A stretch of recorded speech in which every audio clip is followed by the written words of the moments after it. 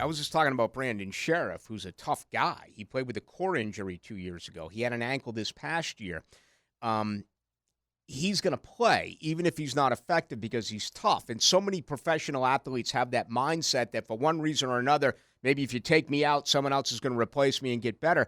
So you can't, or if you try to fake an injury, these doctors at the NFL Combine, they're going to be able to see through that. Oh, they can see through it because they're using all the latest technology, and they're not trusting just the one evaluation. They're trusting multiple different evaluations from multiple different doctors. They're getting third opinions. They're doing all the things, especially if it's something that is proven or shown to be an issue within your college career. So you're not really hiding much. I have to assume some things kind of slip through the cracks, but for the most part, they're going to pick up whatever you got. Yeah, Nile Lawrence-Stample is with us. What was the most difficult part of the Combine? I would have to say the evaluation between the meetings as well as having to deal with the lack of time. So they pack you into a very short time frame to where you go. So you fly into Indianapolis, you're there for probably 2 days, but it's just nothing but meetings. So you go in, you meet with multiple teams, and then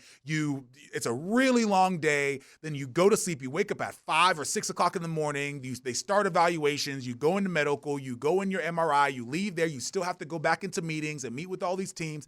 And then they expect you to perform at your absolute highest caliber you can. And it is proven that these teams, they do it for a reason. One, they want to be efficient with their amount of time that they have the Combine going for, but they also want to see who is going to be able to perform at a high level with the amount of stress that they're going on in this environment. Yeah. So both of those things kind of counterbalancing, they want to drive it. And I'm like, why wouldn't they change it? Why wouldn't they try to find separate times? This is what they want. They want it to be stressful. Is it fairly standard when you meet with the team? Is it basically the same set of questions, or did you feel that every team that you met with, you were being tested differently as far as what they were trying to get out of you?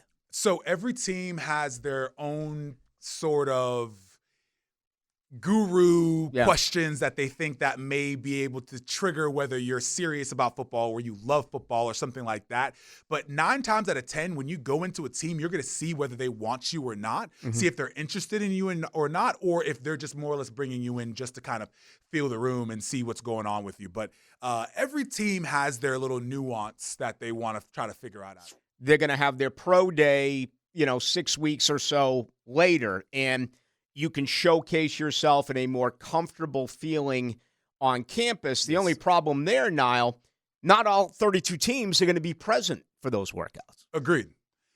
But what the benefits you get from that is just like you would in high school as well as college. So you get the benefit of having multiple players that are on those teams that multiple teams are interested in. So if you're in a high school team and you're maybe not the best guy on the team, but you think that you have it and you're getting there, that senior that's getting recruited by Clemson, they're going to potentially see you during that time. It's the same thing at the pro day. So if you have, it's a little bit easier when you go to a really good school to where you have really good players there. Like I had Jalen Ramsey and other really good players to where, yes, there was teams out there looking at me, but other teams looking at them. You could flash on film. You could flash on a 40-yard dash or something like that. So you do get that opportunity, but it just really depends on the caliber school you go to.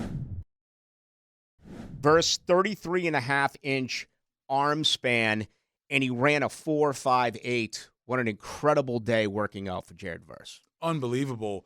Jared Verse it's no surprise. Jared Verse is a professional, and he showed that all season long. He really goes after it, and I think that the Combine has been nothing but a compliment of his actual regular season play.